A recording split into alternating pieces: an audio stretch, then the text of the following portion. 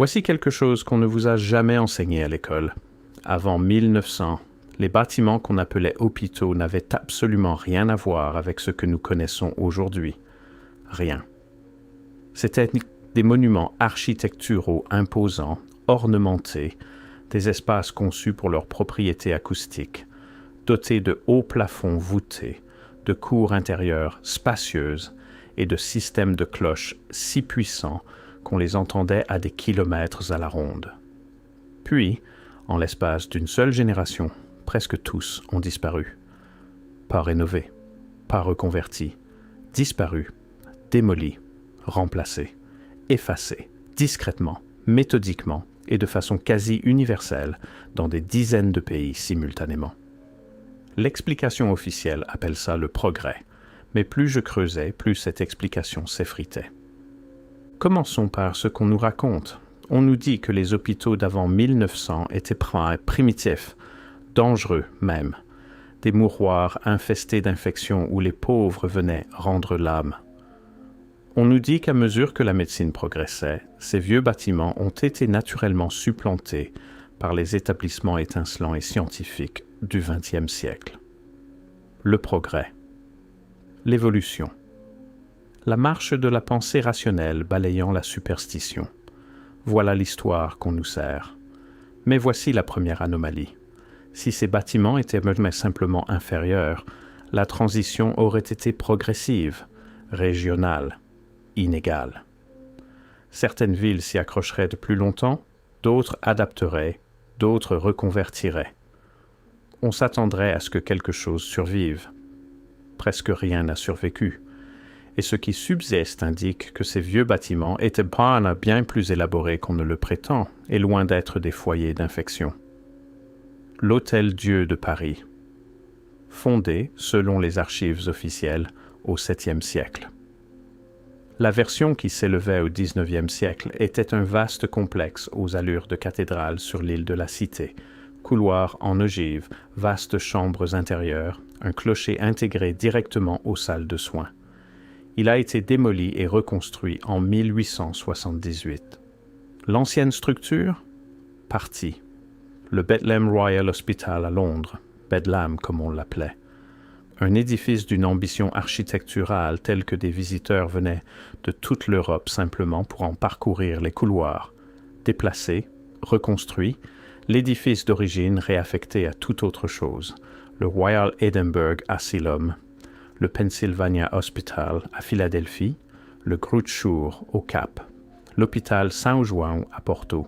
Le schéma se répète avec une précision troublante sur chaque continent où l'infrastructure occidentale avait pris pied au milieu du XIXe siècle.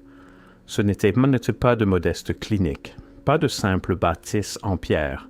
C'était massif, ornemental, surconstruit au regard de ce qu'on prétend en avoir fait. Et voici le détail le plus étrange. Tous étaient équipés de cloches, de grandes cloches, parfois plusieurs. Des tours de cloches érigées directement dans l'enceinte médicale elle-même, pas dans une chapelle attenante, pas dans un bâtiment administratif voisin, mais dans les salles de soins elles-mêmes. Ce qui soulève une question simple mais fondamentale. Pourquoi un bâtiment conçu exclusivement pour l'hébergement et le traitement des malades aurait-il besoin, architecturalement parlant, d'un système de cloches résonnantes intégré à ces espaces thérapeutiques? Personne ne semble poser cette question. Moi, j'ai commencé à la poser. L'explication officielle veut que ce soit de simples mécanismes de chronométrage. Les changements de quart, les horaires des repas, des signaux administratifs. Cette explication m'a suffi jusqu'à ce que je tombe sur une référence particulière dans le journal d'un administrateur hospitalier d'Édimbourg datant de 1847, un établissement démoli en 1902, dont les archives se sont retrouvées éparpillées dans 3 dépôts, aucun numérisé. Un chercheur avec lequel je correspondais avait passé des mois à éplucher physiquement ces documents. L'entrée de journal en question décrivait le calendrier des sonneries d'une façon qui ne correspondait à aucun changement de quart, ni à aucune fonction administrative. Les cloches étaient sonnées, selon cet administrateur, pour les patients. plus précisément pour des patients atteints de certaines affections, ce que nous appellerions aujourd'hui des troubles neurologiques, des syndromes douloureux chroniques, ce que l'époque nommait affections nerveuses. Les cloches étaient sonnées près de ces patients, à des heures précises, selon des séquences précises. Et l'administrateur notait, sur le ton de l'évidence, que cette pratique avait produit des résultats que les nouveaux traitements chimiques n'avaient même pas obtenus. Il ne théorisait pas. Il comparait. Ce qui soulève une question simple mais fondamentale. Que faisaient exactement ces cloches? Le schéma se répète avec une précision troublante. Dans un registre institutionnel de 1863 provenant d'un hôpital viennois, démoli en 1911, on trouve des références à des traitements tonaux. Dans un hôpital colonial portugais à Macao, démoli en 1904, des archives locales conservées par une organisation missionnaire catholique décrivent de grandes jarres résonantes utilisées dans le traitement de la fièvre et de ce que les documents appellent les troubles de l'énergie vitale. Dans un hôpital de bienfaisance de la Nouvelle-Orléans, emporté par un incendie en 1887, dans des circonstances jamais vraiment élucidées, les mémoires d'une ancienne patiente décrivent le son des cloches au réveil chaque matin, et la façon dont sa guérison d'un état que son médecin avait jugé incurable semblait s'accélérer de jour en jour dans ce service. Des anecdotes, des témoignages individuels, pas des données. Mais voici le détail le plus étrange. Quand j'ai commencé à rechercher les cloches elles-mêmes, les objets physiques, je me suis heurté à un mur. Pas un manque d'informations. Un mur. Les cloches des hôpitaux d'avant 1900 sont presque uniformément introuvables. Dans bien des cas, les actes de démolition mentionnent que les cloches ont été retirées et vendues. Vendues à qui? Aucune trace supplémentaire. Dans d'autres cas, et c'est là que la chronologie devient impossible à ignorer, les cloches sont documentées comme ayant été fondues. Par vagues coordonnées, presque chorégraphiées. La première vague accompagna les démolitions elles-mêmes. Quand les hôpitaux tombaient, les cloches tombaient avec eux. Certaines furent déplacées. La plupart furent fondues.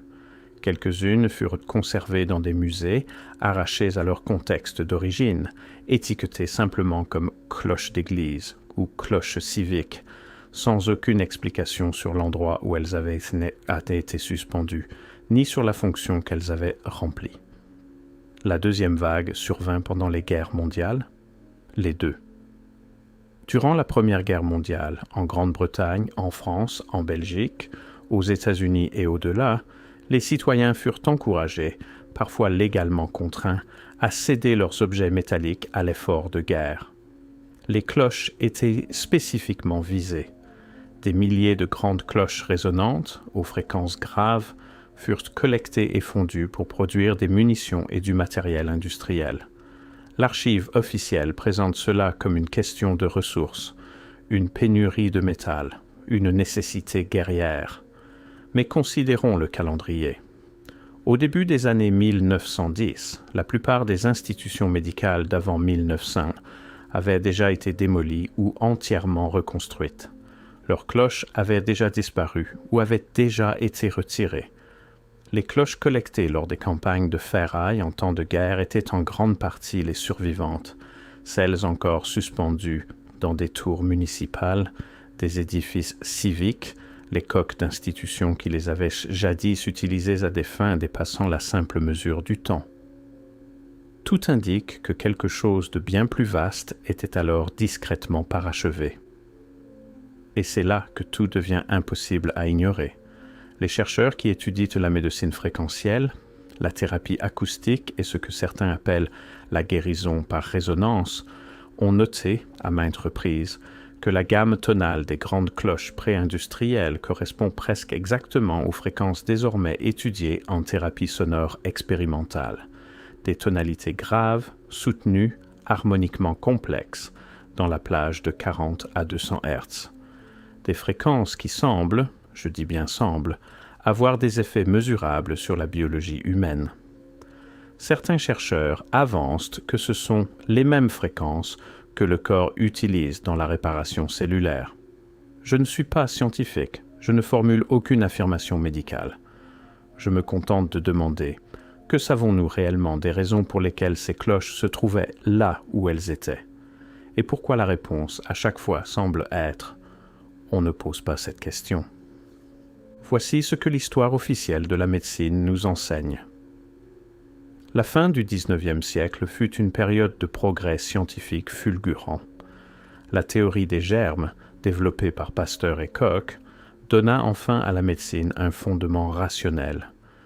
Les vieux hôpitaux, inefficaces, mal ventilés, architecturalement inadaptés, furent remplacés par des établissements modernes construits autour d'une logique clinique. C'est l'histoire officielle, et elle est globalement exacte pour ce qu'elle dit.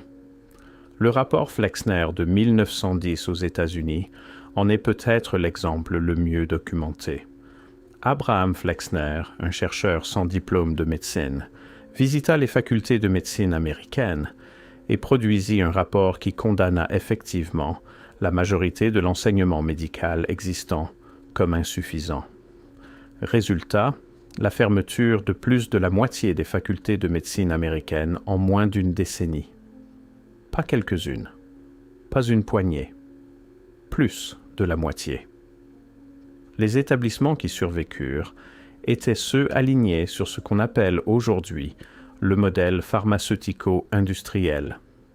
Traitement par intervention chimique, diagnostic par marqueurs biologiques mesurables, protocole standardisé, licence institutionnelle. Ceux qui fermèrent enseignaient, de façon disproportionnée, la médecine botanique, l'homéopathie, l'hydrothérapie et l'électrothérapie. Et voici quelque chose qu'on ne trouve pas dans les manuels. Nombre des traditions thérapeutiques évincées à cette période avaient un point commun qui n'a rien à voir avec leur efficacité, mais tout à voir avec leur économie. Elles étaient difficiles à monopoliser.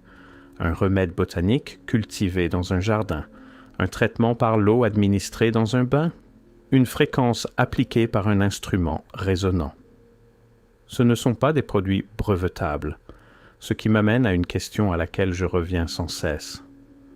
Ce déplacement de ces pratiques fut-il avant tout une révolution scientifique ou une révolution économique déguisée en révolution scientifique?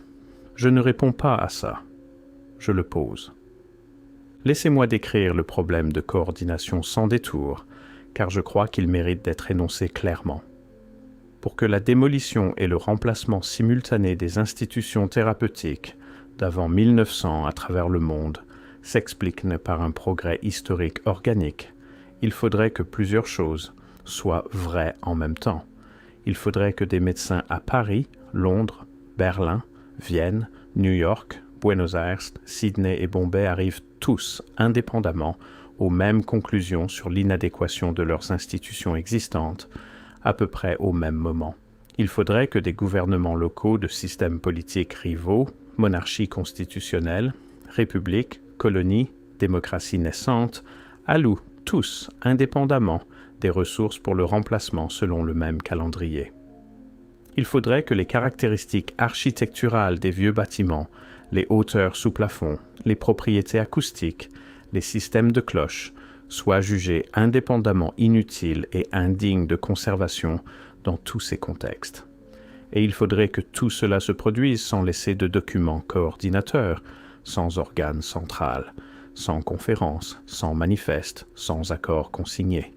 L'histoire officielle dit « oui, tout ça s'est produit, indépendamment. » Parce que les idées étaient simplement justes, et que les idées justes se répandent. Mais les preuves suggèrent que quelque chose de bien plus grand était à l'œuvre, parce que les idées ne se sont pas contentées de se répandre, elles se sont répandues avec des financements.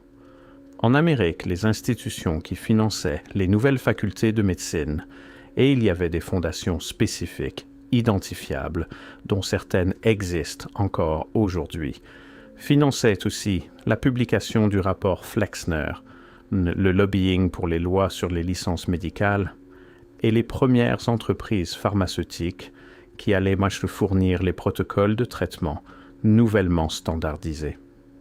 C'est documenté. Ce n'est pas de la spéculation, point. Ce qui est spéculatif, et je tiens à être clair là-dessus, c'est la question de savoir si cette coordination s'étendait en amont, jusqu'à la démolition des bâtiments qui avaient précédé les nouvelles institutions. Si le retrait des cloches était intentionnel, si ce que ces cloches représentaient peut-être était compris par quelqu'un, quelque part, comme quelque chose qui méritait d'être éliminé avant que le nouveau système puisse s'établir pleinement, je ne peux pas le prouver. Mais je peux pointer vers le schéma. Le schéma se répète avec une précision troublante sur chaque continent, dans la même fenêtre temporelle étroite, ciblant les mêmes types de structures, les mêmes types de praticiens, les mêmes types d'instruments. Ce n'est pas le fruit du hasard. Le hasard n'a pas cette sorte de symétrie. Soyons précis sur ce qui a émergé des ruines de l'ancien système. Les nouveaux hôpitaux, construits à partir des années 1890 environ, étaient architecturalement et philosophiquement différents sur un point décisif. Ils n'étaient pas conçus autour de l'environnement du patient. Ils étaient conçus autour de l'administration de substances. Je voudrais m'attarder là-dessus un instant, parce que je crois que nous sommes tellement habitués à ce modèle que nous avons cessé de voir à quel point il est étrange. L'hôpital pré-industriel était, dans de nombreux cas documentés, une machine environnementale. Un bâtiment conçu pour produire des conditions spécifiques, lumière, circulation d'air, résonance acoustique, proportions spatiales, que l'on comprenait comme soutenant le rétablissement. Le patient se déplaçait à travers le bâtiment. Le bâtiment agissait sur le patient. Le traitement était, dans un sens significatif, architectural. L'hôpital, d'après 1900, est un mécanisme de délivrance. Un environnement contrôlé, conçu pour administrer des substances spécifiques, des composés pharmaceutiques, à des corps spécifiques à des intervalles spécifiques. Le bâtiment est neutre. Le médicament est actif. Ce n'est pas une différence philosophique subtile. C'est une inversion complète du modèle thérapeutique. Et voici le détail le plus étrange. Les substances introduites par ce nouveau système n'étaient pas toutes ce qu'elles prétendaient être. L'héroïne, tristement célèbre pour ses propriétés addictives, était commercialisée par Bayer, légalement, comme antitussif pour les jeunes patients, de 1898 jusqu'au début du XXe siècle. Ce n'est pas de l'histoire révisionniste, c'est documenté. La cocaïne était largement prescrite et distribuée commercialement dans des contextes médicaux tout au long de la période de transition. Des composés de radium étaient vendus au public comme tonifiants jusque dans les années 1930 avec aval institutionnel. Le tabac était recommandé par des médecins comme traitement des affections respiratoires. Les lobotomies ont reçu un prix Nobel. Tout indique quelque chose de bien plus vaste que des erreurs individuelles de jugement médical. Ce qui fut construit fut un système conçu non pas autour du rétablissement du patient comme finalité première, mais autour de l'administration de substances réglementées, produites commercialement, approuvées institutionnellement comme mécanisme premier. Et parce que le système était mondial, parce que la coordination avait eu lieu, il n'existait plus, au début du XXe siècle, d'infrastructure alternative vers laquelle se tourner. Les vieux bâtiments avaient disparu. Les vieilles pratiques n'avaient pas plus de foyer institutionnel. Le savoir était épars, non documenté, détenu seulement par des individus qui n'avaient aucun statut professionnel dans le nouvel ordre. Ce qui m'amène à une question à laquelle je ne peux répondre, mais que je n'arrive pas à lâcher. Était-ce là le but? Et nous voilà arrivés au territoire que la plupart des chercheurs évitent, celui où les preuves deviennent plus difficiles à vérifier, où les affirmations deviennent plus contestées, où la réponse officielle glisse du rejet vers quelque chose qui ressemble, dans son uniformité presque à de l'inconfort. Tartaria. Je ne vais pas vous dire que Tartaria était une civilisation précise, avec une capitale et un drapeau. Je ne vais pas formuler cette affirmation. Ce que je vais faire, c'est vous inviter à considérer un ensemble d'observations qui se sont accumulées, non pas de sources marginales, mais d'historiens de l'architecture, d'archéologues comparatifs, de chercheurs travaillant aux marges de ce qui est académiquement permis, et à vous demander si ces observations, prises ensemble, suggèrent quelque chose que l'histoire officielle du XIXe siècle n'a pas pleinement expliqué. Il existe aujourd'hui, dans des villes d'Europe, d'Amérique du Nord et d'ailleurs, des bâtiments qui semblent architecturalement plus anciens que leur date de construction documentée.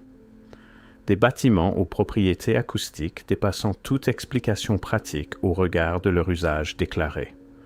Des bâtiments avec des niveaux de sous-sol documentés dans les plans originaux, mais décrits dans les registres municipaux comme ayant été comblés lors de travaux d'infrastructure au début du XXe siècle.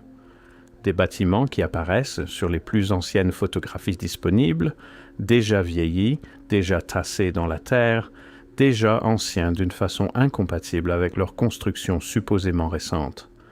Les hôpitaux d'avant 1900 s'inscrivent dans ce schéma. Plus je plongeais dans les archives architecturales des institutions médicales du XIXe siècle démolies, plus je butais sur ce qu'on ne peut décrire que comme un problème de documentation. Des bâtiments pour lesquels nous disposons d'archives d'exploitation, admission de patients, registres du personnel, factures de fourniture, mais aucune archive de construction, aucun document fondateur, aucun plan d'architecte. Des bâtiments qui apparaissent simplement dans les registres municipaux, pleinement opérationnels, sans qu'un seul moment de leur édification ait jamais été consigné. Qu'est-ce que cela signifie? Je ne sais pas. Sincèrement, je ne sais pas. Mais je sais que les bâtiments démolis entre 1880 et 1910 n'étaient pas simplement vieux, dans bien des cas. Ils étaient anormalement vieux. Et ils étaient équipés de systèmes, des systèmes acoustiques, des réseaux de cloches résonantes, des caractéristiques architecturales conçues pour manipuler le son et les fréquences dans des espaces clos qui n'apparaissent dans aucun manuel médical d'aucune époque, qui n'apparaissent dans aucune tradition médicale formelle que j'ai pu identifier. Ce qui soulève la possibilité, non pas la certitude, non pas la preuve, mais la possibilité réelle et inconfortable que ces bâtiments n'ont pas été construits par la civilisation qui les a démolis, qu'ils ont été hérités, et que ce qui fut effacé dans la vague de démolition de la fin du XIXe siècle n'était pas simplement un style ancien d'architecture médicale, mais les derniers vestiges physiques d'une tradition technique et philosophique antérieure qui comprenait quelque chose sur le rapport entre fréquence, résonance, environnement bâti et santé humaine, que nous ne comprenons pas aujourd'hui, qu'on ne nous a pas donné les outils pour comprendre, et que le système construit pour lui succéder a été bâti en partie pour s'assurer que nous n'irions pas chercher. Le silence était assourdissant. Je voudrais vous laisser sur quelques questions. Pas des réponses, des questions. Pourquoi la transition architecturale des infrastructures médicales mondiales s'est-elle opérée sans débat documenté? Pourquoi l'archive s'interrompt-elle simplement, puis reprend différemment, sans qu'aucun argument apparent ne sépare les deux traditions? Pourquoi les cloches ont-elles été spécifiquement visées? Pourquoi la gamme de fréquences des grandes cloches pré-industrielles s'aligne-t-elle si systématiquement avec les plages désormais étudiées en médecine acoustique? Et pourquoi l'histoire officielle de la médecine ne manifeste-t-elle presque aucune curiosité pour cet alignement?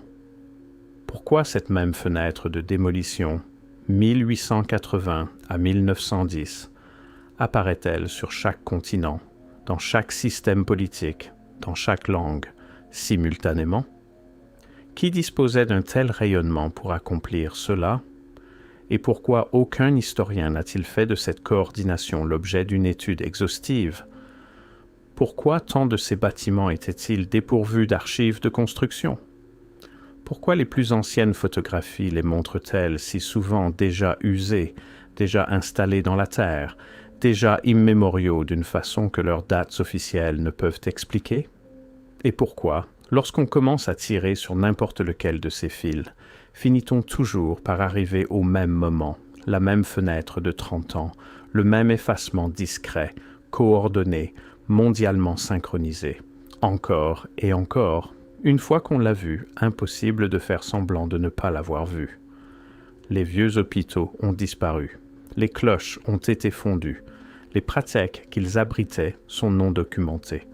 Le savoir qu'ils incarnaient, s'il existait, s'il était réel, s'il était quelque chose de plus que ce qu'on nous a dit, est épars, dispersé, tenu en fragments par des chercheurs travaillant en isolation, qui se trouvent lentement les uns les autres, qui posent les mêmes questions. Non pas ce qui fut perdu, non pas quand, non pas même comment, mais pourquoi quelqu'un avait besoin que ça disparaisse.